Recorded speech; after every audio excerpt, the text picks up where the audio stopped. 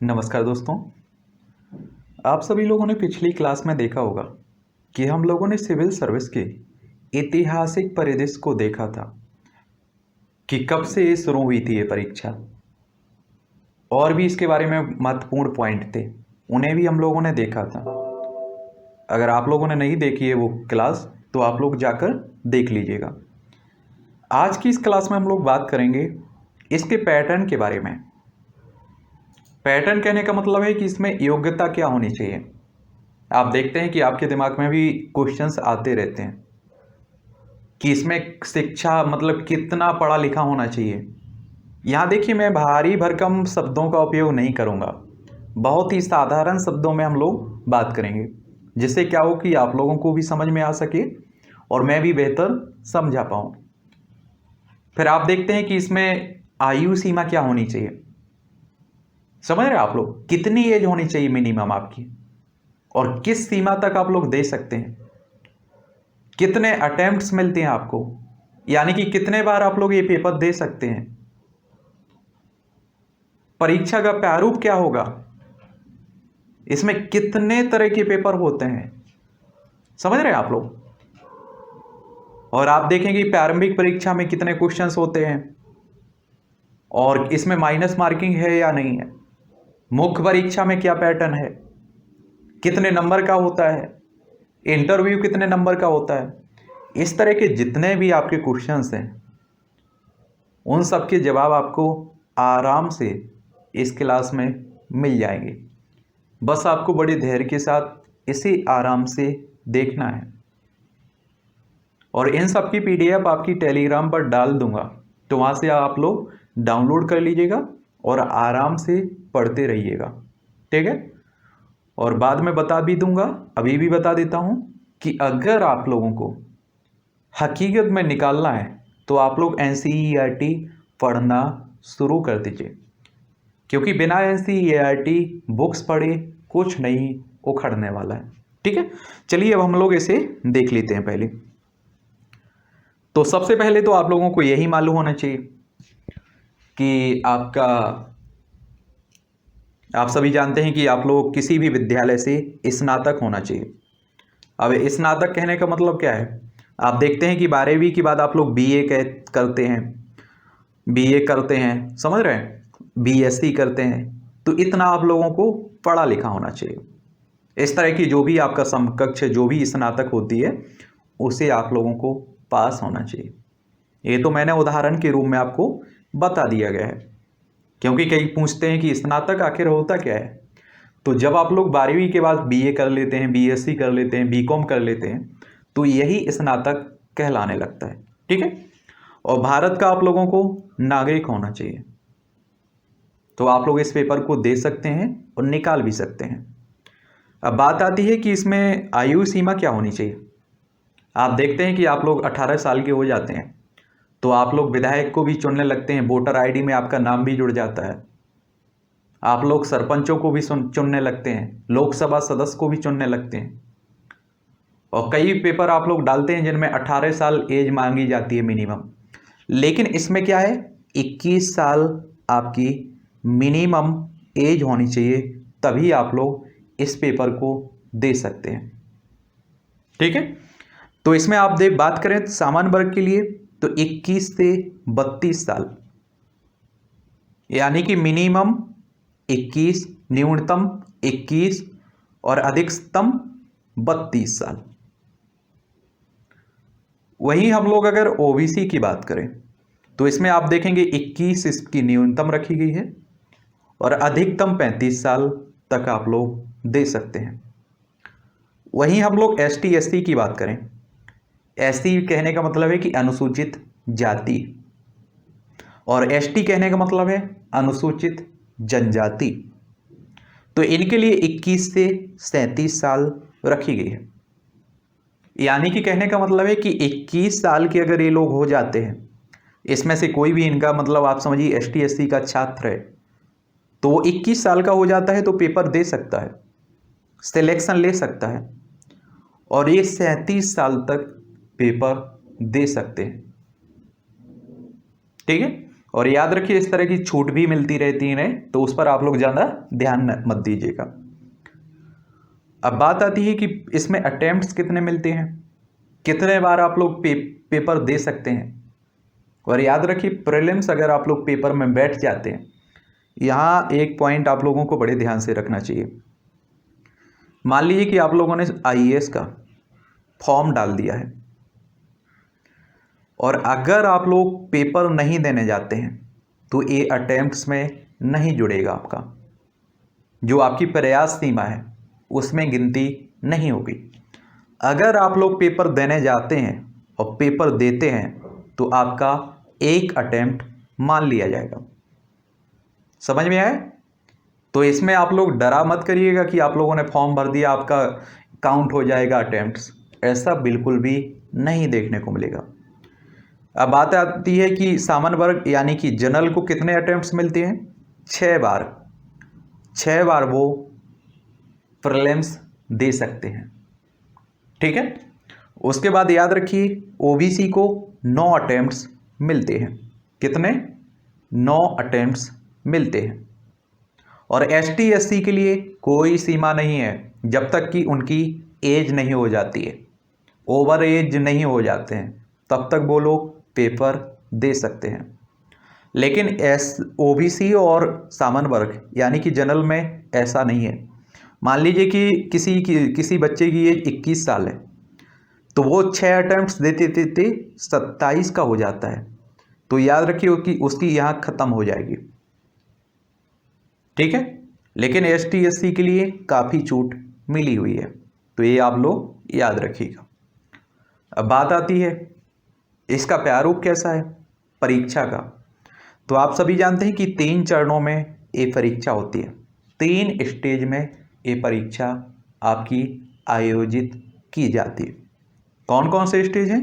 एक तो आप देखते हैं प्रारंभिक परीक्षा, जिसे आप लोग प्रिलिमिनरी परीक्षा कहते हैं, या जिसे आप लोग शॉर्ट में प्रीलिम्स कह देते हैं, प्री कह देते हैं।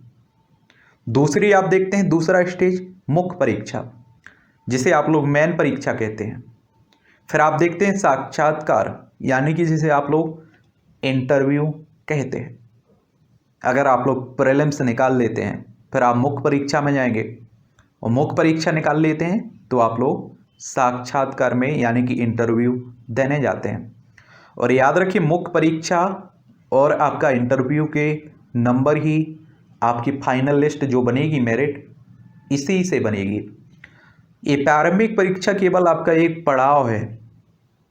आप सोचिए कि लाखों लोग भर देते हैं, तो उनकी छटनी करने के लिए जो अच्छे बच्चे हैं वो ही मुख्य परीक्षा लिखें, इसके लिए आपका प्रारंभिक परीक्षा रखा गया है। इसके नंबर आपकी फाइनल मेरिट लिस्ट में कोई महत्व नहीं रखते हैं। एक बात आप लोग साफ साफ याद रखिए। अब इसके फर्स्ट स्टेज की बात करते हैं, यानी कि प्रारंभिक परीक्षा की। तो आप देखेंगे इसमें 2 क्वेश्चंस पेपर होते हैं, एक तो आपका प्रथम प्रश्न पत्र और दूसरा आपका द्वितीय प्रश्न पत्र। इसे आप लोग सामान्य अध्ययन पेपर फर्स्ट भी कह देते हैं, और इसे आप लोग क्या कह देते हैं, सीसेट भी कहते हैं। और याद रखिए सबसे पहले आपका यही होता है जीएस का। इसमें क्या पैटर्न है, इसमें सिलेबस में पाठ्यक्रम क्या क्या है, इसे हम लोग अगली क्लास में विस्तार से बात करेंगे। तो इसमें आप लोगों को 100 क्वेश्चंस देखने को मिलेंगे, 200 नंबर का रहेगा और 2 घंटे का समय मिलेगा आप लोगों को। कितना? 100 तो आपके पास क्वेश्चंस होंगे इस पेपर में, 200 नंबर के होंगे और 2 घंटे का समय मिलेगा आपको, ठीक है। ये आप लोग विशेष तौर पर याद रखिए। और याद रखिए प्रथम प्रश्न पत्र के आधार पर ही आपकी मेरिट बनती है और आप लोग मुख्य परीक्षा में पहुंच पाते हैं। जो द्वितीय प्रश्न पत्र है ये केवल क्वालिफाइंग होता है। इसमें कहने का मतलब है कि 33% अगर आपके नंबर आ जाते हैं प्रश्न पत्र सेकेंड में, तो आप पास मान लिए जाते हैं, ठीक है। लेकिन जो मुख्य परीक्षा में पहुंचने का जो एक तरह से वो है, आप समझिए ये प्रारंभिक परीक्षा में जो प्रश्न पत्र पहला होता है, इसी के आधार पर आप लोग पहुंच पाते हैं। अगर प्रश्न पत्र सेकंड की बात करें तो इसमें 80 क्वेश्चंस आपको देखने को मिलेंगे। कितने? 80। ये भी आपका 200 नंबर का रहता है। इसके लिए भी आपके पास 2 घंटे का समय रहता है। अब बात आती है इसमें माइनस मार्किंग है या नहीं, तो बिल्कुल माइनस मार्किंग है। यानी कि यहाँ तुक्का आपका काम करने वाला नहीं है। कहने का मतलब मेरा ये कि 100 क्वेश्चन से आप 100 ही लगा के चले आए तो आप लोग घाटी में रहेंगे, क्योंकि कितना भी बड़ा विद्वान हो 100 क्वेश्चंस पूरे की पूरे 100 क्वेश्चंस किसी को आए, ये मुझे नहीं लगता है कि संभव आज तक हो पाया है। समझ रहे हैं आप लोग? तो यहाँ आप लोगों को, अगर आप लोग एक क्वेश्चंस गलत कह देते हैं तो उसका आप लोगों को भुगतान भी करना होगा। कितना भुगतान करना होगा? प्रत्येक गलत उत्तर के लिए कुल अंक में से 1/3 अंक काटे जाएंगे।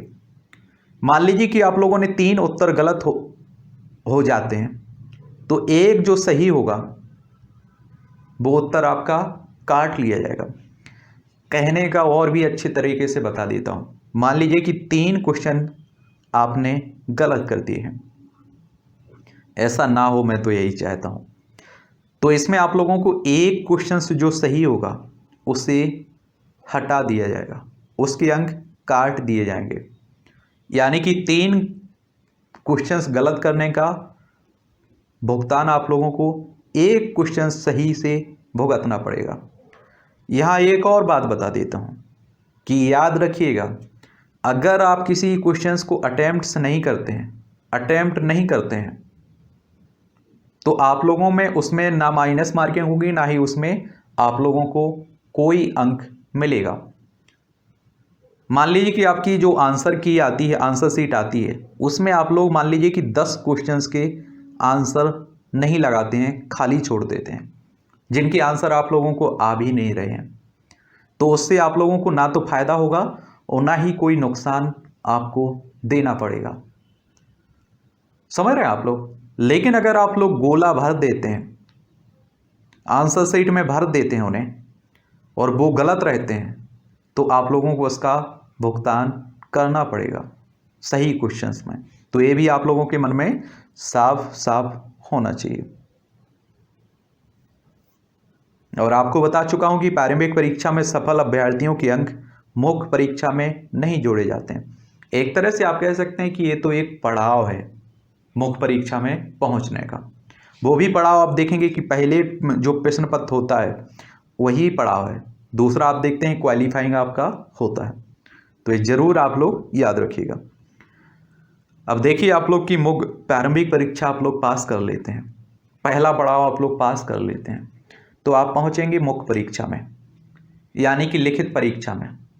यहाँ तो आप देखते हैं कि जो प्रारंभिक परीक्षा होती है इसमें विकल्प रहते हैं कि आपके पास 4 विकल्प रहेंगे, इनमें से कौन सही है आप लोगों को गोला भरना होगा। लेकिन मुख्य परीक्षा में आप लोगों को क्या करना होगा? लिखना होगा आंसर। कि मान लीजिए अगर उनने कह दिया कि अभी हाल ही में भारत और चाइना के बीच कुछ संबंध चर्चा में थे, इस पर आप लोगों को टिप्पणी करना है, तो आप लोगों को पूरा, एक तरह से आप जानते हैं कि आप लोगों ने इस तरह के क्वेश्चंस लिखे भी हैं। समझ रहे हैं आप लोग यही लिख लिख कर तो अभी तक यहाँ तक पहुंचे हैं। तो इतिहास में आप लोग क्वेश्चंस लिखते थे, उनके आंसर लिखते थे, तो उसी तरह की बात की जा रही है। तो मुख्य परीक्षा में कितने क्वेश्चंस होते हैं? सबसे पहले आप देखेंगे पेपर फर्स्ट होगा। ये आपका कोई भी मान्य भाषा हो, जैसे आप लोग देखते हैं कि 8वीं अनुसूची में आपकी 22 भाषाएं दी गई हैं, इनमें से आप लोग कोई भी चुन सकते हैं। जैसे आप लोग मान लीजिए कि आप लोग उत्तर प्रदेश, MP या आप लोग कहीं इस साइड से हैं, तो आप लोग, अधिकतर लोग क्या चुनते हैं? हिंदी ही चुनते हैं। क्या चुनते हैं? हिंदी ही चुनते हैं। और तो ये 3 घंटे का रहेगा और 300 नंबर का रहेगा। 3 घंटे का रहेगा, 300 नंबर का रहेगा। ये आप लोगों को मालूम होना चाहिए, ठीक है। उसके बाद आप देखेंगे दूसरा पेपर आपका, इसमें आप देखेंगे अंग्रेजी होगी, पेपर B कह देते हैं आप लोग।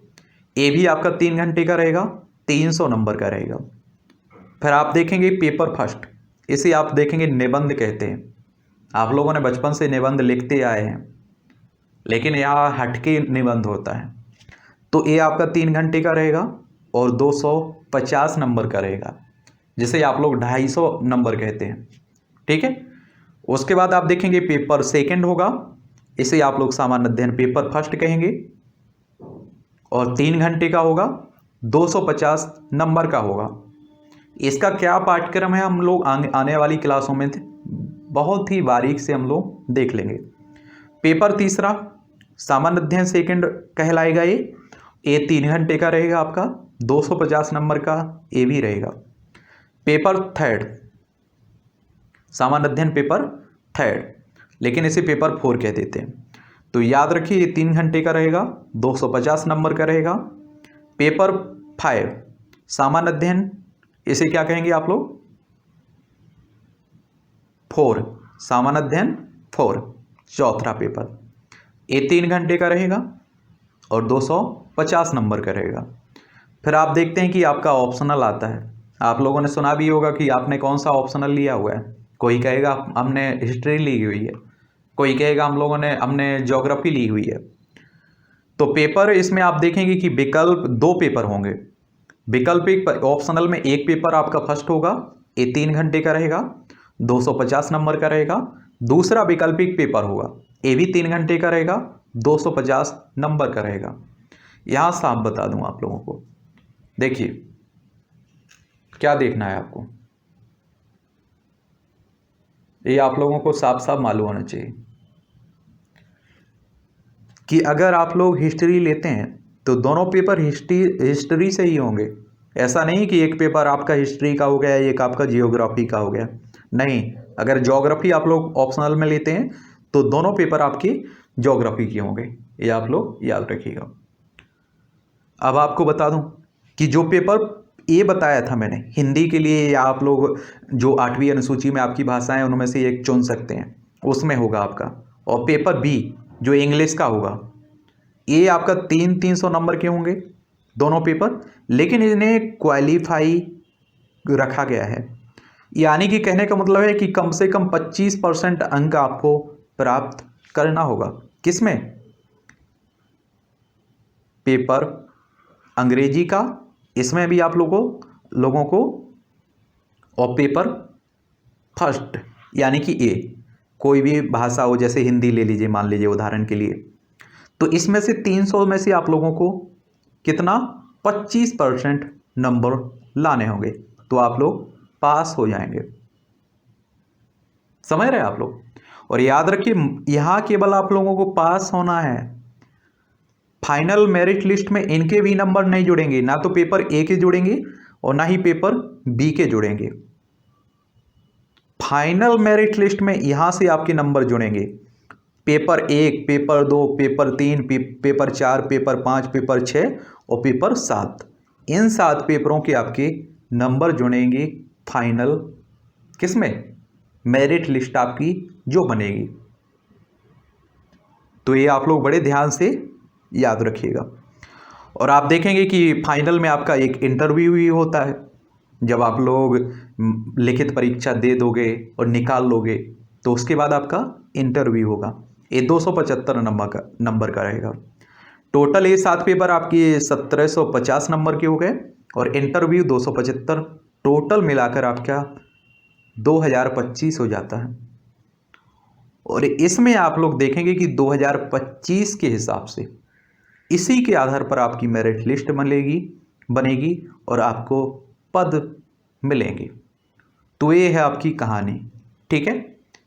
और इसमें आप लोगों को विशेष तौर पर आप लोग देखते हैं कि आप लोग जब तैयारी करते हैं तो पेपर फर्स्ट यानी कि निबंध पर आप लोग जोर देते हैं, सामान्य अध्ययन पेपर फर्स्ट पर आप लोग जोर देते हैं, सामान्य अध्ययन सेकंड पर भी, सामान्य अध्ययन थर्ड पर भी, सामान्य अध्ययन 4 पर भी, विकल्प ऑप्शनल पेपर पर आप लोग विशेष तौर पर ध्यान देते हैं। लेकिन इतना आप लोगों को अंग्रेजी और हिंदी कर लेनी चाहिए। जो भी आपके पेपर हैं इसमें अंग्रेजी तो आपकी अनिवार्य है कि इसमें पासिंग आप लोग कर लें, कम से कम क्वालिफाई तो कर लें। अगर आप लोग क्वालिफाई नहीं कर पाते हैं तो फिर आगे जाने का मतलब क्या रहेगा? जा ही नहीं पाएंगे। समझ रहे हैं आप लोग? तो इन्हें आप लोग कम ना समझें, कम से कम आप लोग क्वालिफाई करने लायक जरूर पहुंच जाएं। इसी तरह आप लोग फर्स्ट पेपर में देख लीजिए, यहाँ प्रारंभिक परीक्षा में मान लीजिए आपके प्रारंभिक परीक्षा के फर्स्ट पेपर में आपके 200 में से 190 को 90 नंबर सही हैं, ठीक है, और दूसरे पेपर में आपके 33% नंबर नहीं ला पाए, तो फिर आप लोग मुख्य परीक्षा में नहीं पहुंच पाएंगे। ये भी आप लोगों को विशेष तौर पर आप याद रखिएगा। तो दोनों जगह आप लोगों को थोड़ा ध्यान जरूर देना होगा कि आप कहीं पर कमी ना रह जाए। समझ रहे हैं आप लोग? तो इन्हें आप लोगों को ज़रूर याद रखना है। 2025 जिसे आप लोग 2025 भी कह सकते हैं। तो ये कहानी है आपकी। आगे हम लोग क्या करेंगे, मिलते हैं किसमें, प्रारंभिक परीक्षा की पाठ्यक्रम में, जिन्हें आप लोग सिलेबस भी कह देते हैं। और याद रखा करिएगा, कभी भी कोई भी परीक्षा हो, समझ रहे हैं आप लोग, उसका पाठ्यक्रम आपके पास होना चाहिए, पुराने क्वेश्चंस पेपर आपके पास होना चाहिए। अगर ये सब आपके पास रहता है तो आप बेहतर स्थिति में पहुंच पाते हैं, और अगर नहीं है तो अभी भी टाइम है। कम से कम आप लोग इकट्ठा करके अपने पास रखा करिएगा, टेबल पर आपके पास होना चाहिए। आजकल तो आप लोगों के पास स्मार्टफोन भी है, तो उसमें भी आप लोग डाउनलोड करके रख सकते हैं, और आराम से बैठे बैठे देखते रहें। जब भी टाइम मिलता है आराम से देखा करिएगा।